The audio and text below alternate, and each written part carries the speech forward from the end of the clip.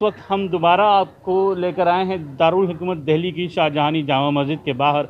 आप देख सकते हैं मेरे पीछे ये जामा मस्जिद का इलाका है और जामा मस्जिद पर इस वक्त हम मौजूद हैं। यहाँ पर आज जुमे की नमाज़ अदा की गई है, लेकिन जुमे की नमाज़ जिस तरह से गुज़िश्ता जुमे को अदा की गई थी उसी तरह से इस जुमे को भी अदा की गई है। ये रमज़ानुल मुबारक का ये तीसरा जुमा था जिसमें मस्जिद की दरवाज़े बंद करके यहाँ पर जुमे की नमाज़ को अदा किया गया है।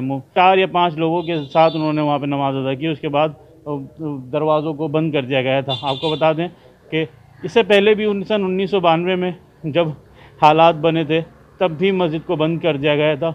सन 1975 में जब एमरजेंसी नाफिज हुई थी उस दौरान भी मस्जिद के दरवाज़े बंद कर दिए गए थे। और गुज़िश्ता बरस जिस तरह से लॉकडाउन और कोरोना वायरस की महामारी ने ज़ोर पकड़ा था तब भी पूरे रमज़ान इस मस्जिद को बंद रखा गया था। लेकिन दिल्ली में क्योंकि 2 हफ्ते का कोरोना को लेकर लॉकडाउन लगाया गया था, और ये उसी का आखिरी जुमा है।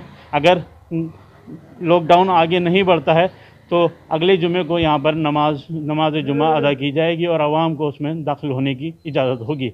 लेकिन जिस तरह के हालात हैं, इस जामा मस्जिद के दरवाज़े हैं जो पूरी तरह से बंद हैं, यहाँ पर बंद करने के बाद ही नमाज जुमा अदा की गई और तमाम नमाज़ों के लिए अभी फ़िलहाल मसाजिद को बंद किया गया है ताकि कोरोना जो ख़तरनाक शक्ल अख्तियार कर चुका है वो आवाम में ना फैले। उसी को लेकर हम जामा मस्जिद से आपको तस्वीर दिखा रहे हैं जहाँ पर दरवाज़े बंद हैं और मस्जिद के अंदर कोई भी मौजूद नहीं है।